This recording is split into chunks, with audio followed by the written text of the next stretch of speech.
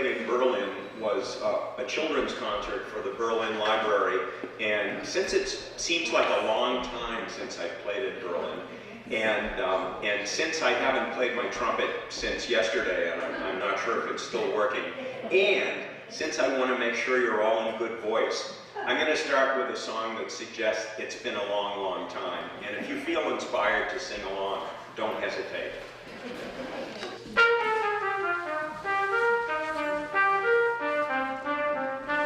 It's been a long, long time.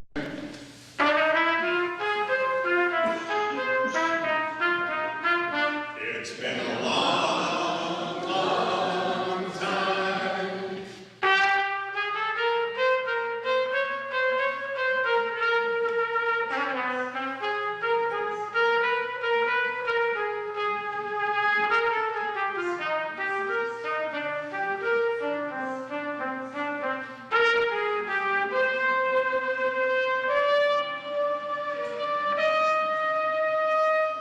About 40 years ago,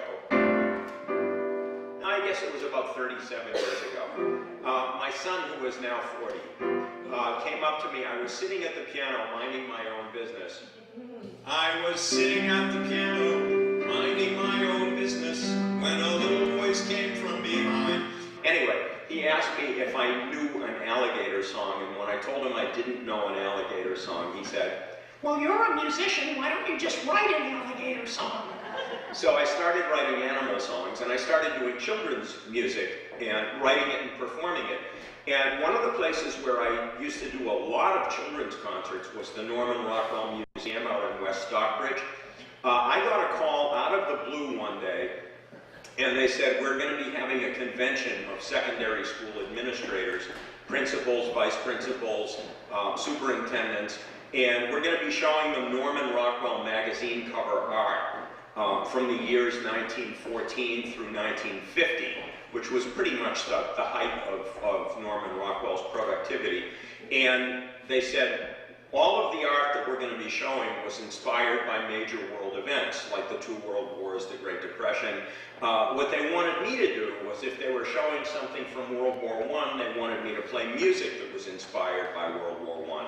And so on and so on. Anyway, it went so well that I decided to expand it beyond 1914 back to the 1890s and beyond 1950 a little bit more currently.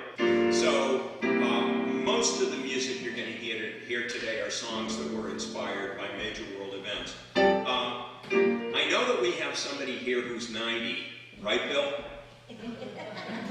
Okay.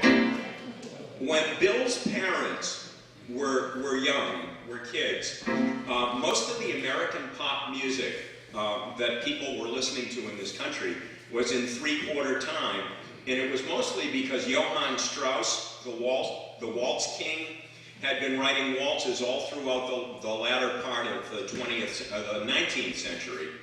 And so they grew up listening to songs like East Side, West Side, all around the town. The clocks sing ring around Rosie, London Bridge is falling down. Boys and girls together, me and radio roll. Trip the line, fantastic, on the sidewalks of New York. Don't worry, it's not going to be an hour's worth of old waltzes, I promise. But they also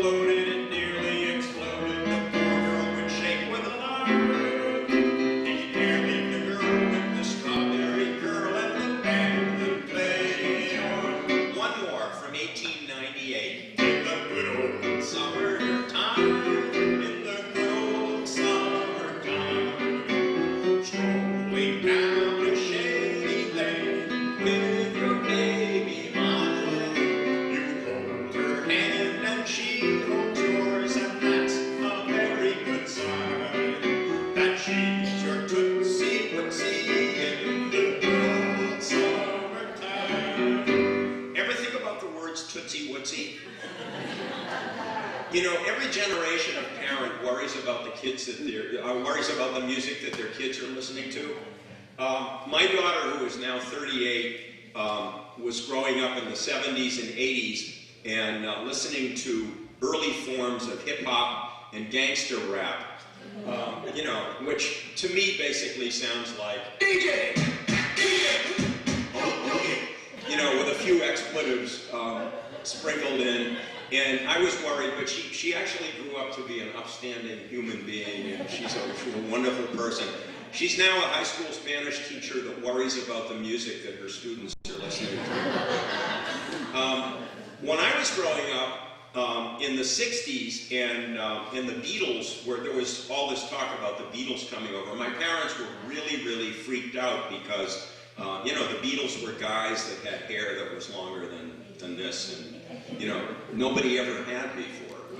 When my brother was growing up, my parents weren't worried that he was listening to Elvis Presley, but they were worried that he was watching Elvis Presley, who, when he was on the Ed Sullivan Show, they only photographed him from the waist up. Do you remember that? When my parents were growing up, so we're talking about the 1930s, I think my grandparents were wondering, you know, who's Duke Ellington? Who's Count Basie? Who's Glenn Miller? Who's Benny Goodman? And are my parents, their kids, you know, listening to the music of the devil? So, and back around 1904, Tootsie Wootsie was in a lot of songs. So I don't know what the parents of 1904 were thinking about it. When the St. Louis World's Fair happened, somebody wrote, "Meet me in St. Louis."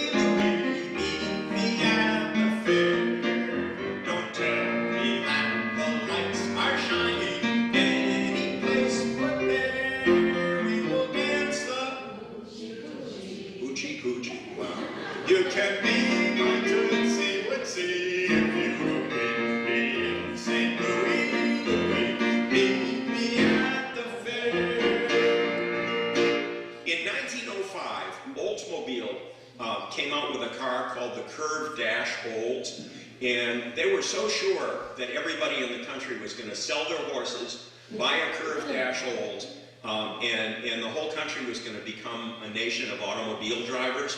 But they only sold about 420 or something in 1905. The following year, they sold 5,000. They were off and running. And two guys named Gus Edwards and Vincent Bryan wrote a song called "In My Merry Oldsmobile." And most people, when they sing "In My Merry Oldsmobile," only sing the chorus, which goes... But there's a verse that tells the story of a guy with no self-confidence. His name is Johnny Steele, and he's sure that if he buys an Oldsmobile, that Lucille will fall in love with him and they'll live happily ever after. So I'm going to sing the verse as well. Young Johnny Steele has an Oldsmobile. He loves a dear little girl. She is the queen of his gas machine. She has his heart in a whirl. Now when they go for a spin, you know she tries to learn the so he lets her spin a steer while he bends her ear and whispers soft and low, "Come away with me, Lucy, in my merry Oldsmobile. Down the road of life we'll fly, automobile you and I, to the church we'll swiftly steal, and our wedding bells will peal. You can go as far as you like.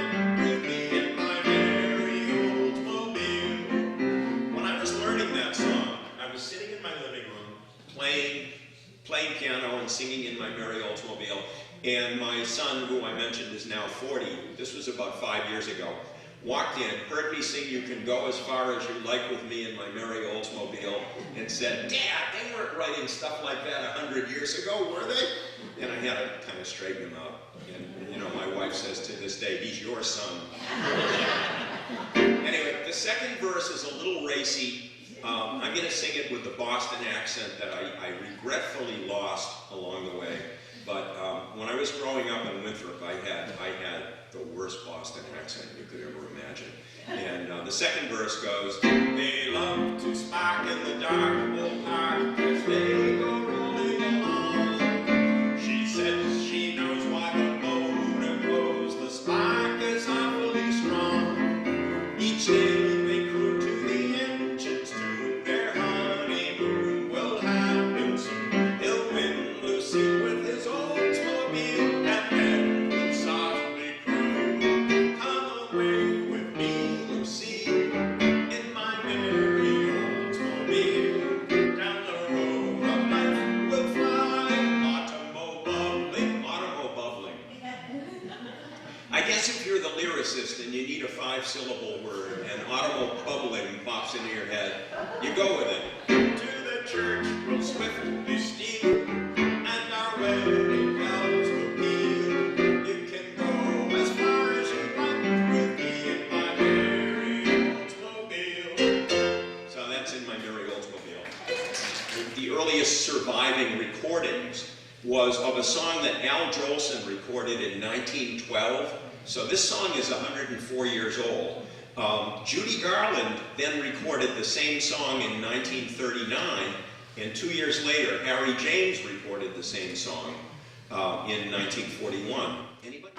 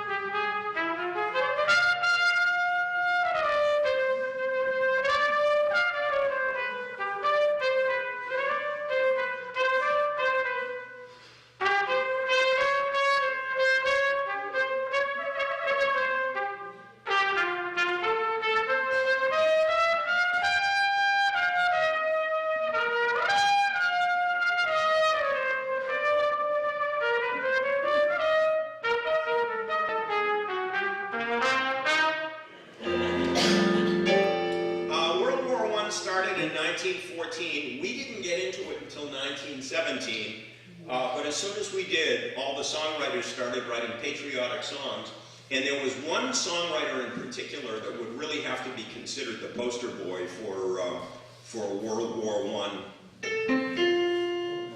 Over there, send the word, over there. That the Yanks are coming, the Yanks are coming, the drums are drumming everywhere. So prepare, say a prayer, send the word to beware. We'll be over, we're coming over, and we won't come back till the two are over there. Now, when I was looking for songs from World War I, one of the ones that popped into my head was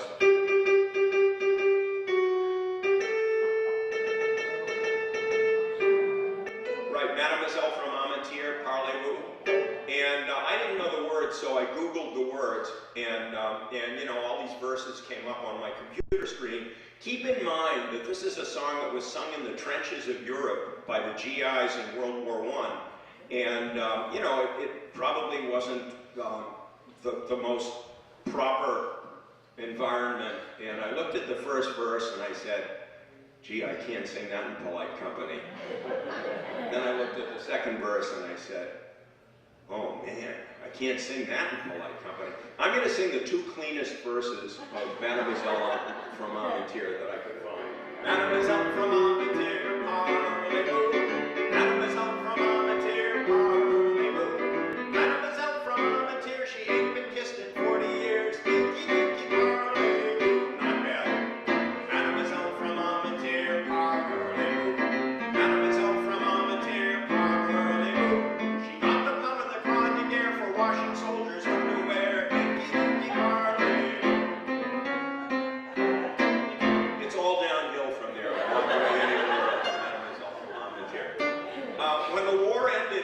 1918, most of the kids that were coming back from Europe were coming back to farms because in 1918, the country was still overwhelmingly an agriculturally based country.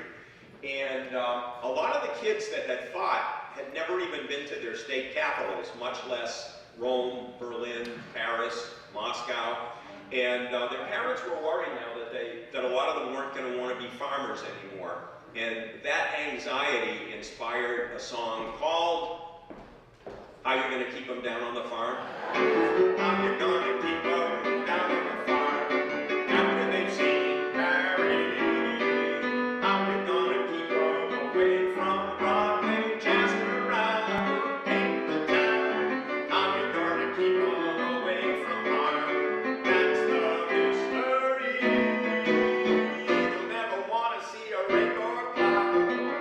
Who the deuce can parley move a cow? How you gonna keep them down on the farm after they've seen Paris?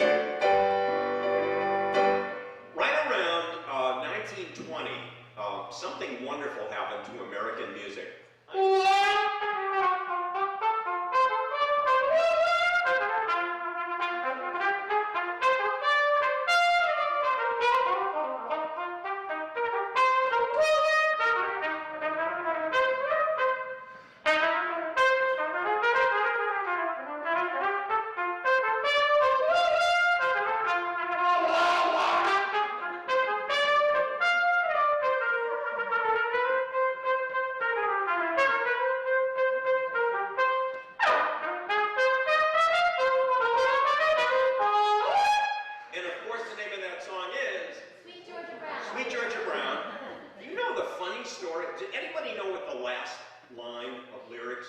Sweet Georgia Brown. Georgia named her, Georgia claimed her, Sweet Georgia Brown. The story behind Sweet Georgia Brown is in 1923, when that song was written, there was a Georgia state legislature by the name of Dr. Thaddeus Brown. His wife was expecting a baby. The Georgia state legislature, I don't know if it was just boys being boys, if they were just having fun, they passed a law that said that if Mrs. Brown gives birth to a girl, that they have to, by law, name her Georgia. And she did give birth to a girl, and Georgia named her, Georgia claimed her, Sweet Georgia Brown, and that's where that song comes from. Anyway, Dixieland had been around since long before 1920. It really started around the turn of the century in New Orleans. But the only people that ever got to hear Dixieland were either people that lived in New Orleans or people that lived in cities up and down the Mississippi River like St. Louis and Kansas City and Chicago, because a lot of the musicians that lived in New Orleans also worked on riverboats that went up and down. And so the only people that really got to hear Dixieland were people from New Orleans straight north until radio. And people, right around 1920 was when people started getting radios in their homes. And all of a sudden, in addition to whatever little music they were listening to live, they got to hear all this wonderful music, including music by the likes of Thomas Fats Waller, who wrote, I'm going to sit right down and write myself a letter, Ain't Misbehavin', Honeysuckle Rose, Your Feet's Too Big. He wrote some great stuff. I'm going to play Honeysuckle Rose. Honeysuckle Rose is a song about a guy that's walking down the street with a woman who is so strikingly beautiful that when they walk by flower beds, the flowers feel upstaged and they droop and sigh.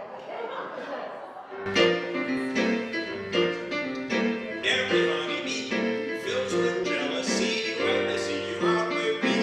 I don't blame you, goodness knows, honeysuckle rose.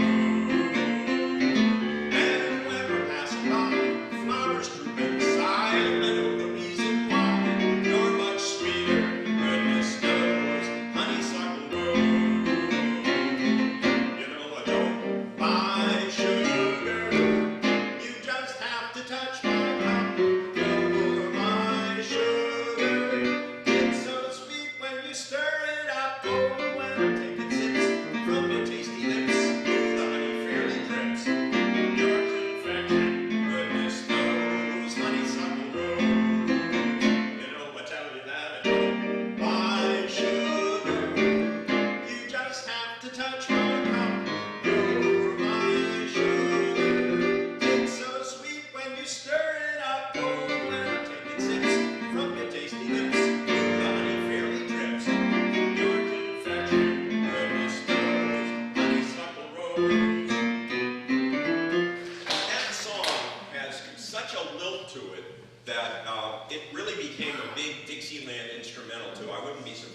they played it last week. But it's just got that